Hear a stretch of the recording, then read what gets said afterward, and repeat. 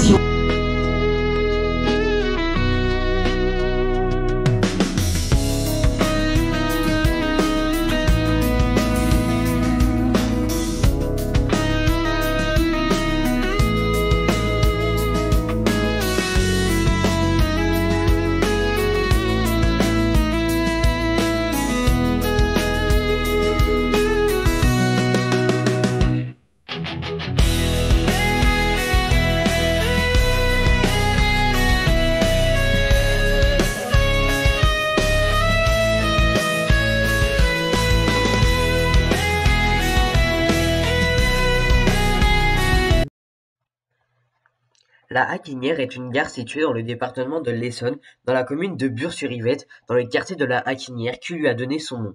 Aujourd'hui, elle se situe sur la ligne B du RER, entre les gares de Bure-sur-Yvette et de Gif-sur-Yvette, sur la branche du RERB de Saint-Rémy-lès-Chevreuse. Branche très équilibrée avec Robinson. On n'a pas beaucoup d'infos sur l'histoire de cette gare. On sait juste qu'elle a ouvert en 1957, mais que la ligne qui est passée là a été ouverte plusieurs décennies avant. Bienvenue à la Aquinière, gare du RERB sur la branche Saint-Rémy-lès-Chevreuse. Voilà. Vas-y. On se demande bien à quoi sert ce truc. Il n'y a rien. Peut-être un cours d'eau. Asséché. Je ne pense pas. Sinon, il y a une petite bière, 8-6. La bonne bière 8-6. La bonne bière 8-6. Dans cette gare, il y a un validateur Navigo assez bizarre. Il fait même pas de bruit en plus. C'est nul. Et un autre validateur Navigo qui est assez anachronique et qui fonctionne cette fois-ci, qui fait du bruit en tout cas. Il y a des trucs pour aider les gens s'ils sont perdus. Il y a des écrans d'information, mais en ce moment, le trafic est perturbé. Il y a un local que l'on va essayer d'ouvrir. Mais comme vous vous en doutez, c'est fermé. Mais il y a une grille où on peut voir ce qu'il y a à l'intérieur. Et c'est des poubelles. Vous vous en doutez, si j'ai voulu venir dans cette gare, c'est pour une raison bien particulière. En effet, c'est tout simplement la gare la moins fréquentée que la RATP gère sur le RER. Petite pause avant que je vous parle de la fréquentation. On peut supposer qu'avant la construction de la gare en 1957, il y avait un passage à niveau au lieu du tunnel en dessous de la voie ferrée que vous pouvez voir sur ce plan. Bref, après cette courte pause, repassons à la fréquentation. Elle est classée 66e sur 66 en fréquentation des gares gérées par la RATP sur le RER. Il y a plusieurs facteurs à cela. La situation sur le RER B. En effet, elle est située au bout de la ligne et 45 minutes sont nécessaires pour rejoindre Paris. En plus des fréquences qui ne sont pas folles, qui varient entre 10 et 20 minutes aux heures creuses, la très forte proximité avec les gares à côté. En effet, sur cette branche de Saint-Rémy-lès-Chevreuse, il y a environ 1,2 km entre chaque interstation. La gare se situe à 800 mètres de Bure-sur-Yvette, qui est la gare qui dessert le centre-ville, qui est aussi une raison de pourquoi la gare n'est pas très fréquentée, car elle ne dessert pas le centre-ville de Bure-sur-Yvette. Elle est aussi située à 1,2 km de la gare de Givres-sur-Yvette. La dernière raison du pourquoi cette gare n'est pas très fréquentée est que dans la vallée de l'Yvette, il y a beaucoup de lotissements et très peu d'immeubles, ce qui fait que les villes sont moins peuplées. Finissons cette séquence de voix off avec les chiffres. La gare a accueilli en 2021 285 626 voyageurs, ce qui crée une moyenne de 782 voyageurs par jour. Dans la gare, il y a un plan du quartier que l'on va visiter tout de suite.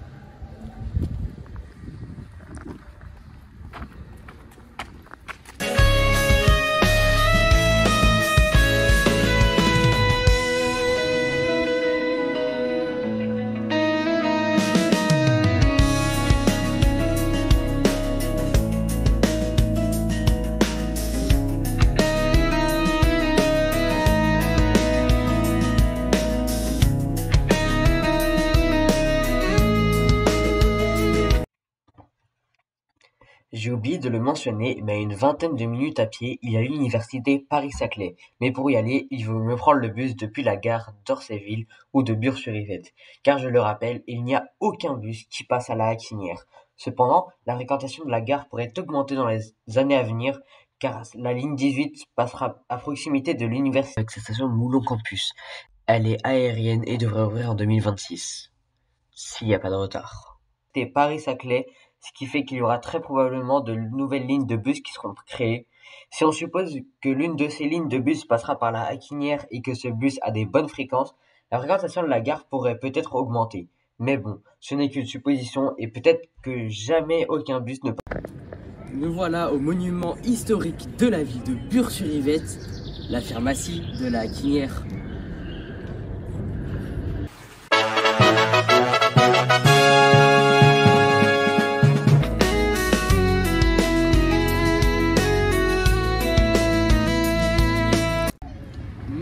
La gare du RER gérée par la RATP la moins fréquentée, elle possède quand même un parking relais assez grand quand même pour une gare de cette envergure. Ça me semble important de le signaler, mais la gare a quand même les anciens indicateurs, même s'ils sont encore assez courants sur le RER B. La gare n'est desservie par aucune ligne de bus, mais par une ligne de clients. ou pas, car elle ne passe pas dans le quartier de la Haquinière, ni à Bure-sur-Yvette, mais bien à 20 minutes à pied d'ici. Et s'il n'y a pas de train, bah, on peut clairement aller se faire foutre parce qu'il n'y a aucune solution alternative à une distance raisonnable. Et donc s'il n'y a pas de train ici, on peut dire qu'on est laissé sur le carreau. Regardez-moi ça, la gare elle est tellement paumée qu'il n'y a pas de signe RATP. Eh oh, la RATP, il est où le signe de la Haquinière là? La Haquinière c'est une gare tellement importante que juste à côté il y a un hôtel d'entreprise qui accueille 9 entreprises. Quand même. Ça fait beaucoup là, non?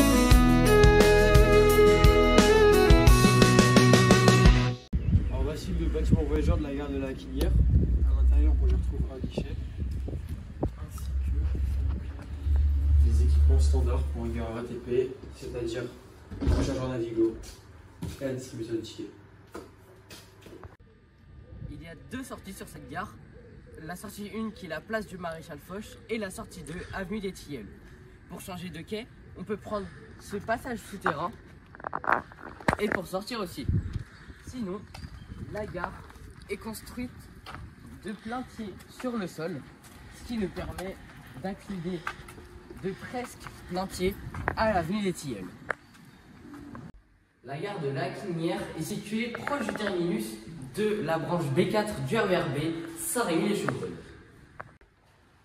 La gare est par contre située assez loin de Paris, qui est à environ 45 minutes de RER. Et regardez, j'ai même trouvé une erreur ici. Une autre erreur se train devant lui ici. Au vu du style, je pense que le plan date d'avant 2012, car il y a du coup l'indice T3 que j'ai signalé en erreur tout à l'heure, mais que le cadreur m'a signalé que c'était pas une erreur en fait. C'est moi. En fait, cet indice de tram T3 vient tout simplement du fait que le plan date d'avant 2012. À cette époque, le tram T3B n'était pas encore ouvert. Il était donc inutile d'afficher l'indice T3A sur le plan. Alors voici le passage souterrain. Il nous permet d'aller en souterrain. Et je ne sais Wow. pas quoi dire.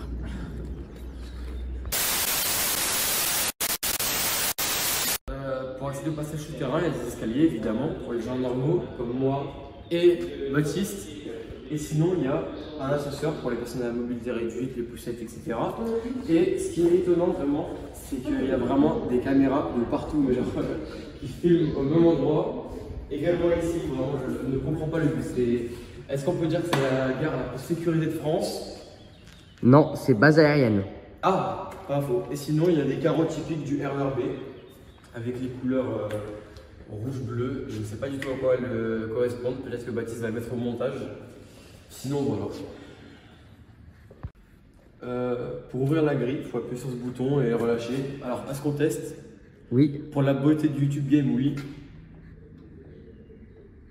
Ça ne fait rien. C'est dommage. En plus, il y avait une caméra. Peut-être partir en prison. Donc, voilà. Abonnez-vous Abonnez-vous pour qu'ils à parlent mon- pas, pour qu'ils partent pas en prison. Libérez-moi. Merci d'avoir suivi cette vidéo jusqu'au bout avec mon cadreur Splendeur. Voilà. Yes, on a notre RERB là et on valide une dernière fois pour augmenter la fréquentation de la gare et que ce soit plus la moins fréquentée du réseau RER que la RATP gère. Allez, salut. Oui. Alors non, c'était tellement chaud.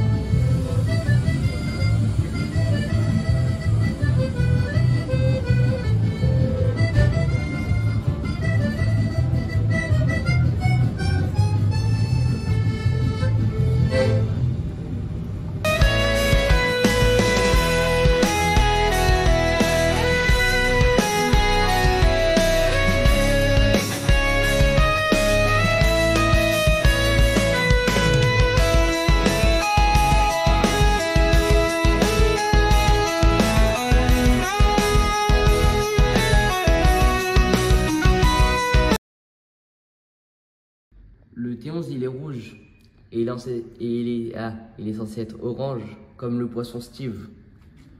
Le poisson Steve. Wow. Le poisson Steve. Poisson Steve. Il est orange. Il a des bras et des jambes. Ouais. Poisson Steve. Voilà.